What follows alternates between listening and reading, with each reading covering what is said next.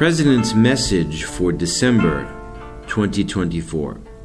Nurtured by Encounters, the Mind of Reverence and the Mind of Humility, Part 2, by Nichiko Niwano, President of Risho Kosei-kai. Encounters that share the Buddha's teachings. The Heian era monk and poet Saigyo wrote this poem, collecting the dew on every blade of grass in an autumn field. I will make a lotus pond. In this poem, Saigyo describes a beautiful scene, perhaps from late autumn or early winter, when crimson maple leaves glisten with morning dew. Although morning dew usually symbolizes something fleeting that vanishes, he wrote that by gathering it together, it can become a lotus pond full of pure dew. While this poem seems to be describing the wonders of the natural world, Saigyo in fact alludes to this passage of Scripture. May these merits extend universally to all, so that we and all living beings together accomplish the Buddha way. Therefore, the dew is really the Buddha nature. Saigyo lived during the Heian era, when many people in Japan suffered from a series of natural disasters, plagues, wars, and famines. Saigyo must have worried in such difficult times and wanted to liberate every single person who was experiencing poverty and other hardships.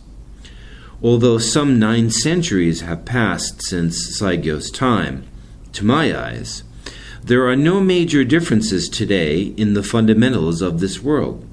To wit, everyone everywhere in the world still hopes to make their society as beautiful as a lotus pond, filled with people who are awakened to their Buddha nature.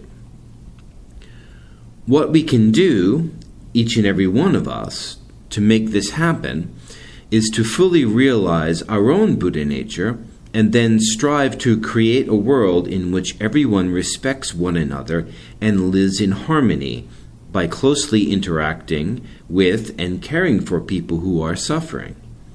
Simply stated, what we need now more than ever are encounters that share the teachings and spread the Dharma.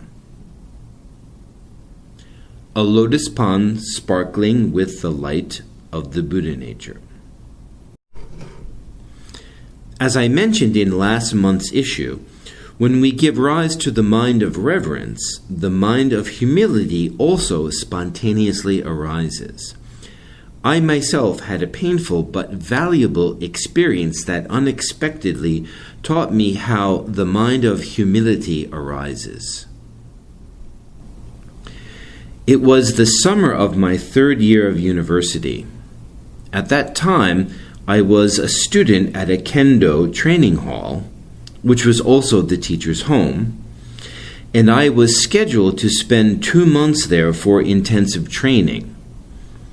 Although I myself had applied for this program, after a month of kendo training and doing chores such as cleaning, I was exhausted and ran back to my own home. The next day, my teacher, Tokichi Nakamura, immediately came to my house and, in a loud voice that bounced off the walls, said, "Right now, you are no different from my own kid. Well, come on, we're going home." And of course, he took me back to his training hall.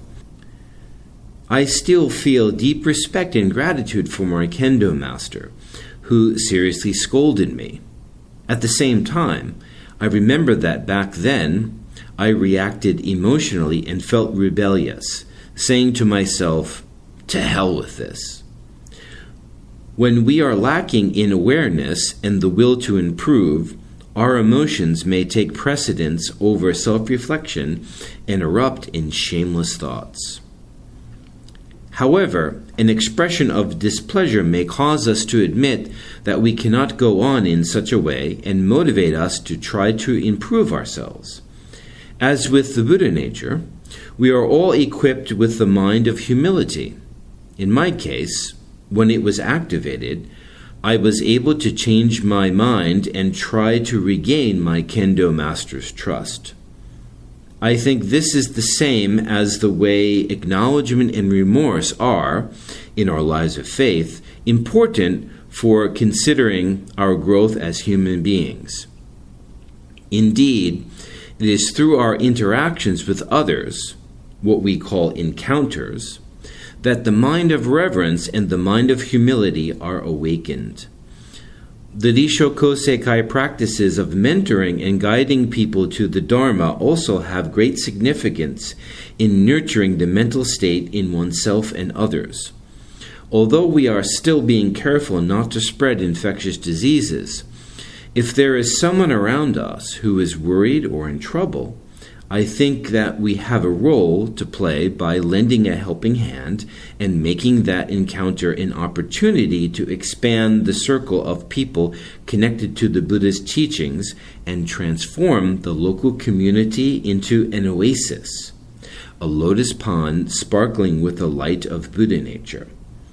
To ensure that we do not forget this, we should deeply ponder the aforementioned lines of Scripture during our daily sutta recitations and vow to build a world where everyone, through awareness of their own Buddha nature, experiences happiness. The first step toward building that world is for every one of us to exchange cheerful greetings and show each other kindness in our homes, workplaces, and communities. That said, looking back on this past year, have all of you been your best selves?